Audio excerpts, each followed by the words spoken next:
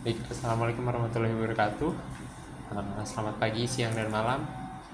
Perkenalkan, nama saya Kaling Windu Putraka dengan NIM 23091064 dari kelas B1 Informatika 2023. Pada kesempatan kali ini, saya akan menjelaskan mengenai modul 1, yaitu organisasi dan arsitektur komputer. Jadi pertama, apa itu komputer? Nah, komputer ini berasal dari bahasa Latin, yaitu computare, yang berarti menghitung. Komputer, menurut Blismer, pada tahun 1985 adalah perangkat elektronik yang mampu menerima input, memproses sesuai instruksi, dan menyimpan hasil dan memberikan output berupa informasi. Sanders di tahun yang sama menyebut komputer sebagai sistem elektronik yang dirancang untuk memanipulasi data dengan cepat dan tepat secara otomatis. Intinya, komputer adalah alat elektronik yang dapat menerima, mengolah data, dan memberikan informasi serta menyimpan program yang hasilnya bekerja secara otomatis dengan instruksi yang tersimpan di dalam memori. Nah, berikut adalah gambaran komputer IBM pertama. IBM sendiri adalah perusahaan komputer dunia yang bisa dibilang sebagai pembalik situasi dari dunia komputasi dunia, karena pada saat IBM ini tumbuh, perkembangan dalam dunia komputer atau digital ini juga ikut meroket. Jadi ini adalah gambaran komputer IBM pertama yang diluncurkan pada tahun 1991. Nah, lalu ada apa saja sih elemen-elemen yang membangun komputer? Komputer ini karena digunakan untuk mengolah data yang nanti menjadi sebuah informasi yang dibutuhkan, maka dari itu diperlukan elemen-elemen pembangun yang berfungsi untuk mengolah data tersebut. Elemen-elemen tersebut adalah perangkat keras atau hardware, perangkat lunak atau software, dan manusia yang mengoperasikan komputer itu, yaitu brainware.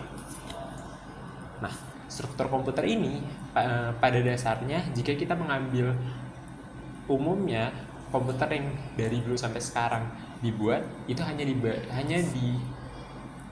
terbangun oleh 3 bagian, yaitu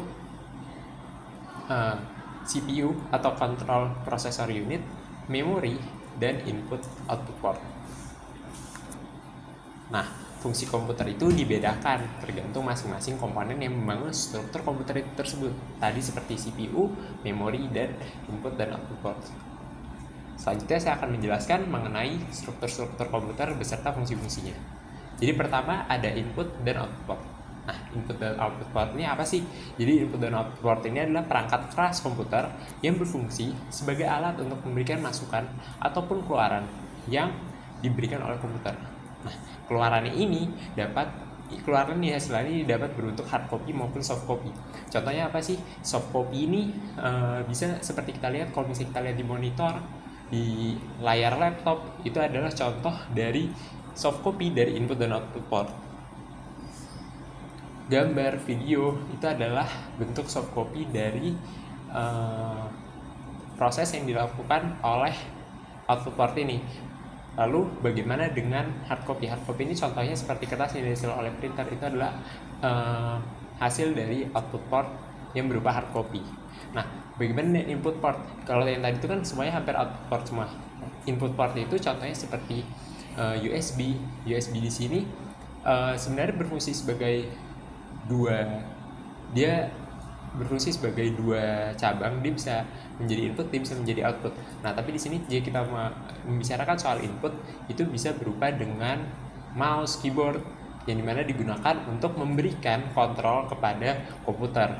Nah, contoh-contoh I/O ports itu adalah USB, HDMI yang kita gunakan biasanya untuk menampilkan layar yang kita mau di sebuah monitor atau proyektor. Lalu ada VGA. VGA ini juga sama, dia bentuknya adalah visualisasi gambar.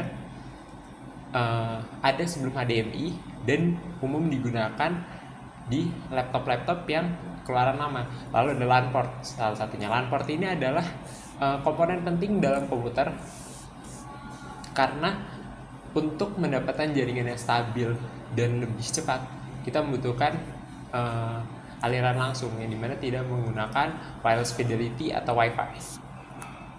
Lalu kita masuk ke CPU. CPU ini terbagi menjadi dua komponen, yaitu CPU dan ALU. CPU ini adalah Control Processor Unit, atau bisa kita definisikan sebagai otak dari suatu komputer. Nah, disebut otak karena tadi saya sudah menyebutkan dia memiliki dua elemen penting, yaitu CPU dan ALU. CPU ini adalah control unit.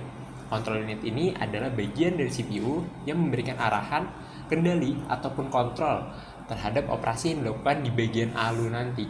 Nah, contohnya seperti apa? Contohnya ini sepertinya mengendalikan alat-alat input dan output port. Jadi input dan output port yang tadi dimasukkan, yang kita berikan input itu diproses oleh control unit. Yang dimana control unit ini memberikan masukan kepada ALU untuk menjalankan proses-proses tersebut.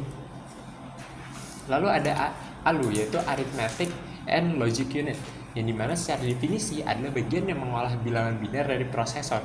Jadi jika kita melihat program yang kita buka, lalu kalkulator misalnya, atau kita buka game, itu sebenarnya tidak diproses secara begitu saja gitu. Dia tidak muncul langsung dengan visualisasi tersebut. Jadi di belakang sana itu ada proses yang melibatkan bilangan biner, yaitu 0 dan 1. Nah, operasi-operasi ini dilakukan di bagian Arithmetic and Logic Unit ini sesuai instruksi yang diberikan oleh tentu saja control unit.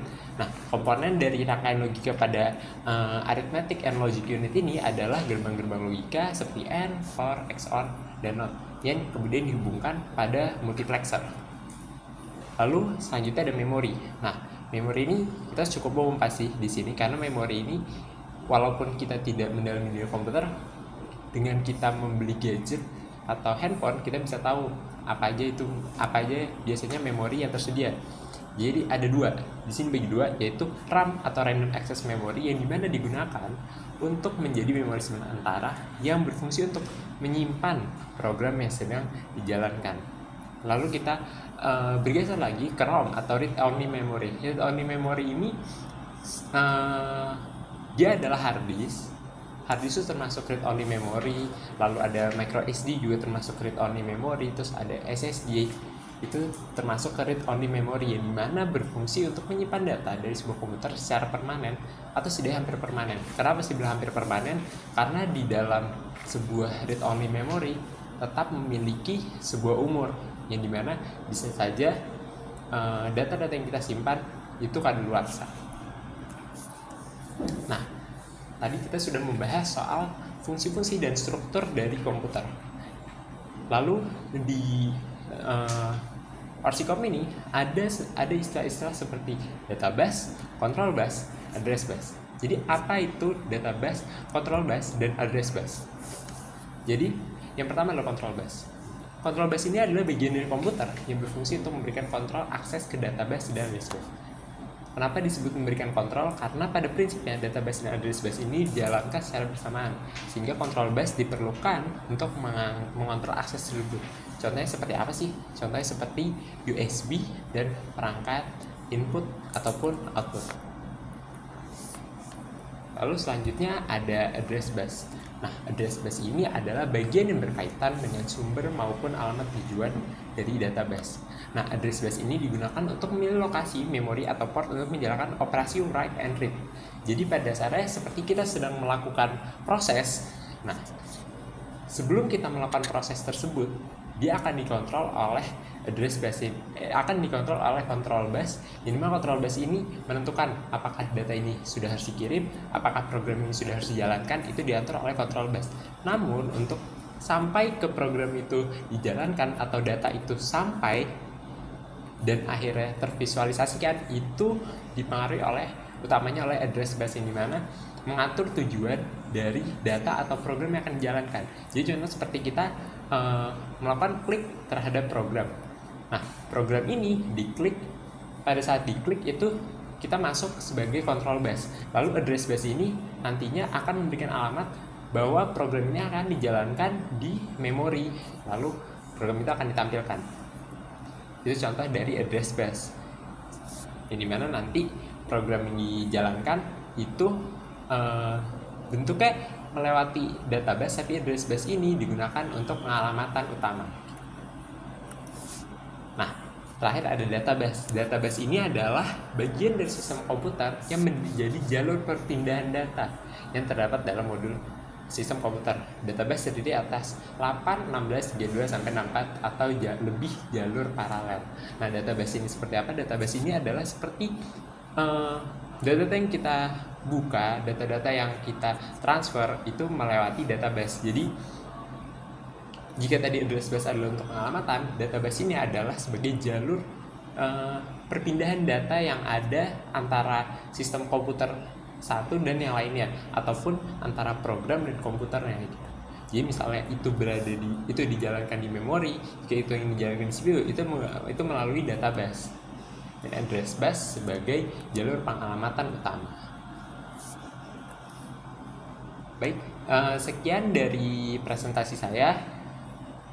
Jika ada salah dan kurangnya mohon dimaafkan. Assalamualaikum warahmatullahi wabarakatuh.